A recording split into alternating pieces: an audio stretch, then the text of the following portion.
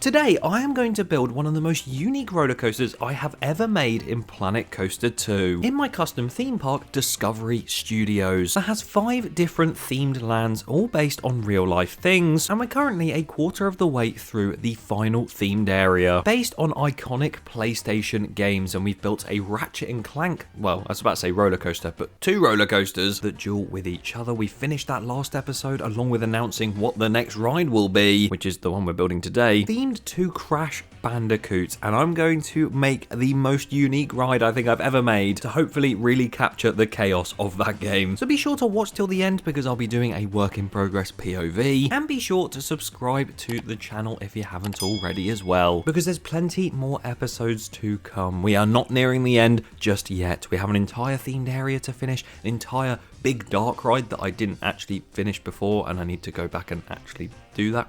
That's still yet to do. There is so much going on at Discovery Studios. Welcome back to episode 17. Yes, we're 17 episodes in. Again, I say it every time, I'm surprised how quick, but how slow this series has gone, because it feels like ages ago that we started it, but also yesterday, which makes no sense. But here we are in the PlayStation area, building, oh my god, the Crash Bandicoot roller coaster.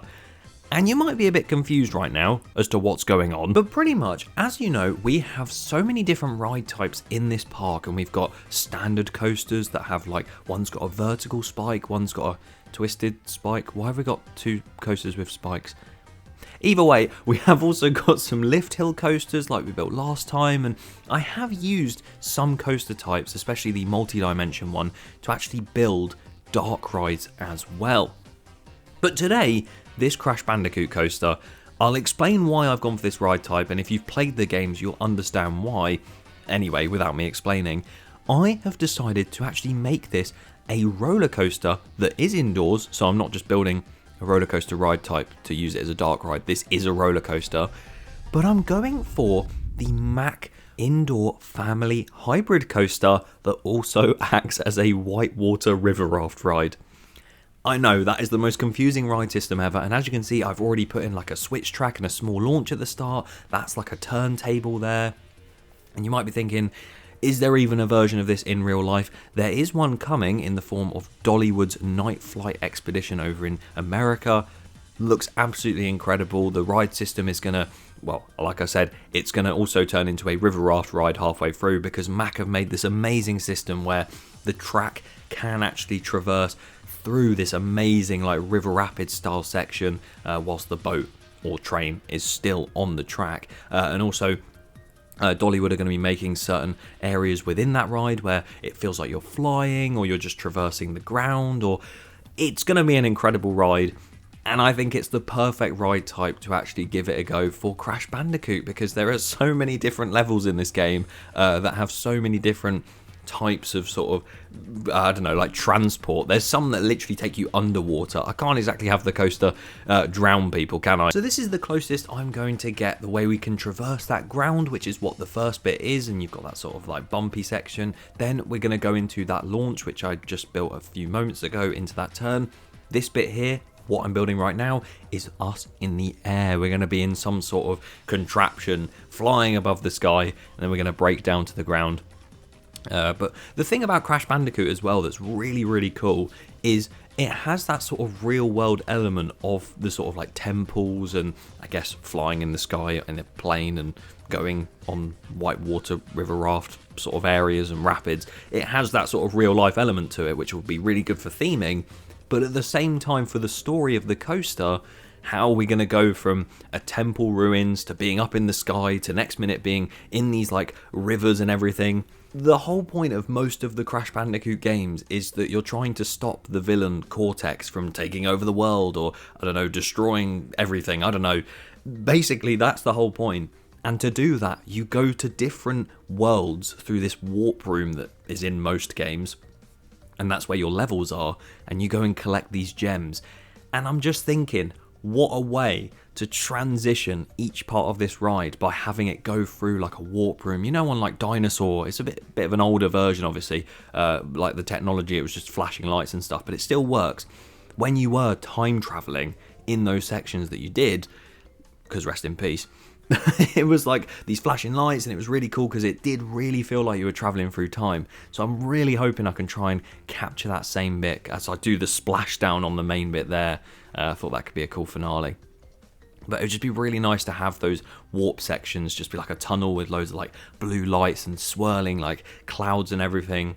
And then you're through launching, which is what I've done in every single bit, into the next area or level, as we'd call it in Crash Bandicoot. So yeah, I'm just going about doing the end of the ride now, having a nice little airtime hill to end off.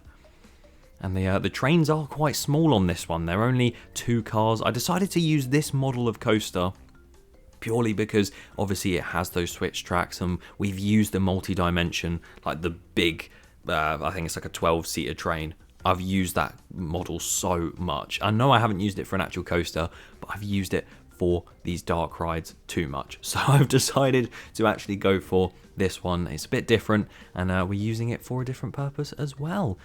Trying to find the right turntable there. Originally I was using the one that sort of drops you down, but I thought that doesn't really work for what I want to do, as well as the fact it didn't actually put the train the correct way. So I managed to fix that right there. And yeah, sorting out the launches and stuff. It's one of my habits where I don't actually test the ride before I actually start like putting in the next element. So when it gets to actually testing it, when I've finished the entire layout, it's going about 1,000,000 miles an hour. But we got through it, and as you can see, every single launch section, other than the one towards the end, like that one there, it's just gone into. Every single launch section other than that is a warp tunnel, which is really cool. So I'll be making an effect for that in just a moment. And I'm also going to show you the rest of this video. It's not going to be finishing the ride, because I'm going to finish the ride in the next episode. My original plan was to try and finish each of these PlayStation sub areas in one episode, but I just don't have the time to do that. So I feel like putting them in separate episodes. You guys want to see more episodes anyway. I've seen the comments. So you're going to get more episodes. It was originally going to be a 20 episode series, but now we're going a bit longer. So this episode, you're going to see this coaster, the layout finished, and a few bits just to show you what I'm going to do with the terrain and the sort of whitewater river raft areas, and we're going to see that in time lapse in a bit. And then we're obviously going to POV it and just show you the sort of basis of that as I'm building the warehouse as well around the outside. Yeah, I really like the placement of this as well, because the Ratchet and Clank coasters, because of that massive station building, obviously this warehouse right now is way too tall. It sort of shows you, considering I copied the wall over from from the Pokemon Dark Ride I have planned. Yeah, it shows you how big that Dark Ride's going to be. But this one, nowhere near as tall when I do shave off the top. So you'll see that. But it hides really nicely behind the Ratchet and Clank station building anyway. So the fact that I'm being able to like lower it down even more means it's going to hide so well into the terrain and you won't even see it, which is great. So as you can see, just placing down those final bits. I'm going to do a really cool pre-show as well eventually. I might explain that later on when we go into real time. Inspired by the Guardians of the Galaxy Cosmic Rewind coaster. Thought that'd be quite nice. And here you go. Look how much look how much of the top I can like trim off compared to the Pokemon Dark Ride. That ride's going to be so big. But this was what I was talking about earlier when I did say that I would show you a little bit of what I'm going to do with this ride system and how I'm going to make it traverse those rivers and everything. And as you can see, we're starting off with the final turn, because this is the sort of most flat area out of the river raft section. And as you can see, I'm just using the water square pieces to just cover the track. I think just above its wheels it was on that train. And as you can see, now I'm doing it on this section here, which is going to be probably better than that end section, because as much as there's going to be a big splashdown and it'll be really cool, this bit's going to be so much fun just going down there with all the like water effects and everything, and a few like spraying water geysers and stuff around. It's going to be great. And you can already see the rapids foam going in just like so. And yeah, that'll cover the majority of this section of the ride. Now we're past that brake run. There will be a couple bits where it will go out of the river raft section. Like we're going to climb up a little hill, and then that main drop that you see into the splashdown, that'll be down like a waterfall. So you won't necessarily be in the river rapids at that point, but you'll still be traveling in a water-based area. And as you can see, I am very quickly doing a POV. It does look really cool. Obviously, it's not the final product.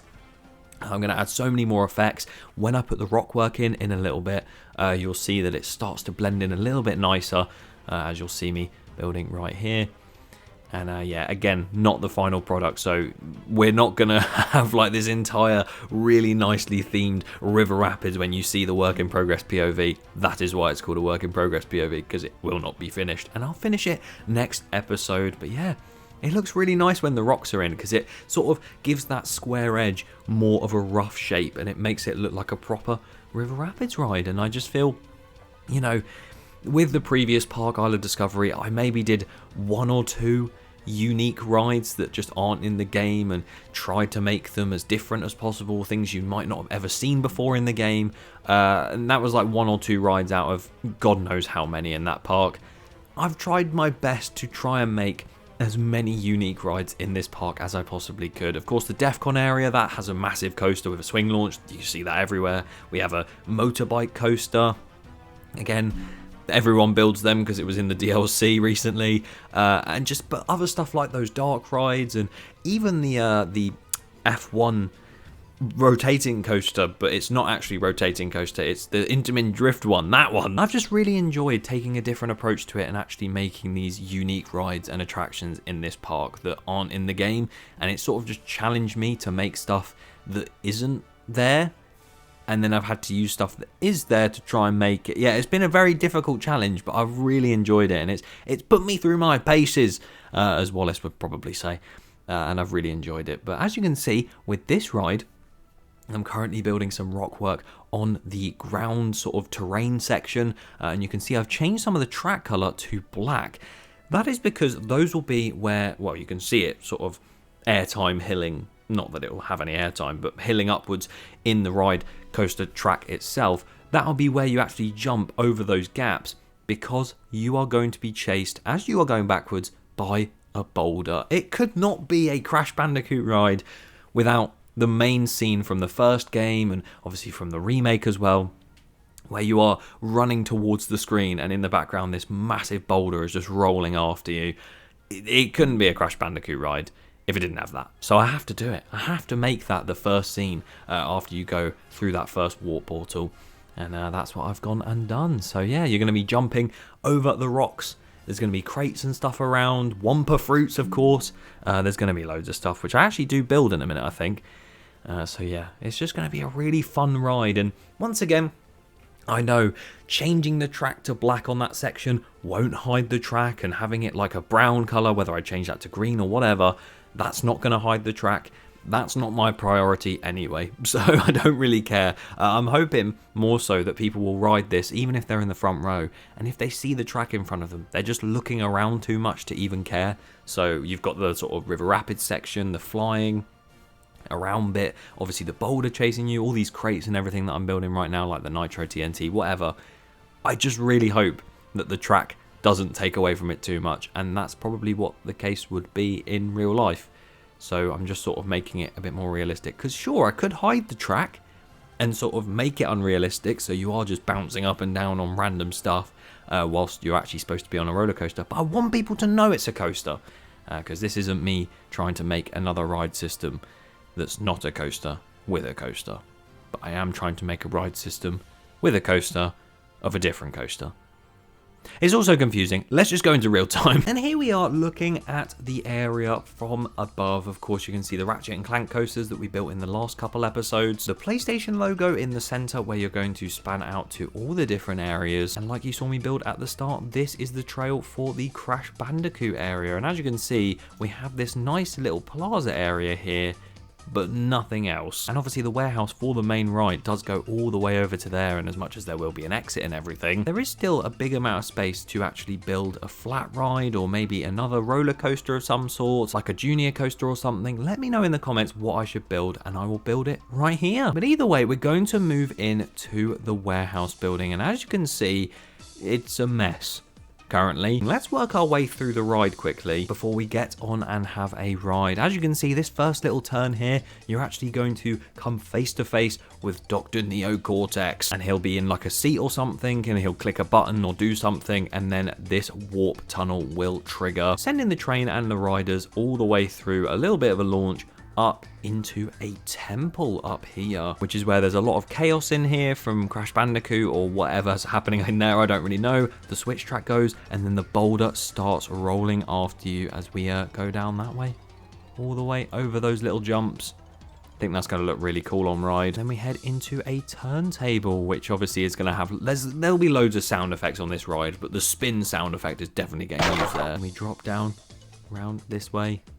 Just a nice little section out here, maybe in some like caves or something. That'd be quite cool. Before we head into a brake run where again there'll be another warp tunnel and you quickly slow down and then speed back up again before you launch into the aerial section. And that bit's a little bit fast, but yeah, there's going to be loads of stuff happening around you. I want to base this aeroplane section off of a level from Wrath of Cortex, which is the main one I played, and the level was called Tornado Alley, and you just had to like shoot down loads of stuff. So hopefully I can have some like hot air balloons and stuff in the air. That'd be really nice. We head into another warp tunnel up into this section here, which is where the river rapids will begin. And look how cool that looked at the start as it goes down into the rest of the water. Very slowly, quite flat. I did actually unbank it slightly so it could be a little bit more realistic. And then this launch here will head out of the water and then up a cliff edge all the way to the top. And then we're going to drop down a massive waterfall that's coming down this side of the hill. And then into an airtime hill, braking into the water, and then there'll be a big splash. Let's hop on and have a ride on this thing, and I will talk you through it as we go. So as you can see, we're sort of going around quite slowly. You'll be able to look to your right and see a water dummy. But yeah, you'll look to your right on this section and see, again, Dr. Neo Cortex in that sort of chair or laboratory, and then he'll click a button, and then this warp tunnel will commence, and you'll head up into this temple here. Wow. Oh, where are we? I do like how this coaster has to go to the front all the way down on this switch track before we head backwards, and that boulder will start chasing us. Again, maybe I did speak about the realism. Having a boulder chase us is going to be a little bit unrealistic, because how would it go along the track? But it's got to be done in my opinion. As we head round the turntable, quickly facing this way, and then heading down into this section here. If you have any ideas for this section here, I know I said about a cave and stuff like that, but I genuinely don't really know other than that idea. So if you have any ideas, leave them in the comments as we twist and turn. A little moment there. Little moment. Not even airtime, just moment. Then we head into the next warp tunnel. There we go, up into the air. And you'll see loads of stars around, and you'll be able to look down and see like a very minuscule like village and stuff to make you feel like you're really high up. And then we'll head around like so. And into the brakes, maybe we've landed or something. Go around into the next warp tunnel. A little bit of like weird banking there. And then we're into the next area. Yeah, look how cool this looks. That is so cool. The fact that is literally just a draft version of that as well. That is going to be amazing once that's fully done.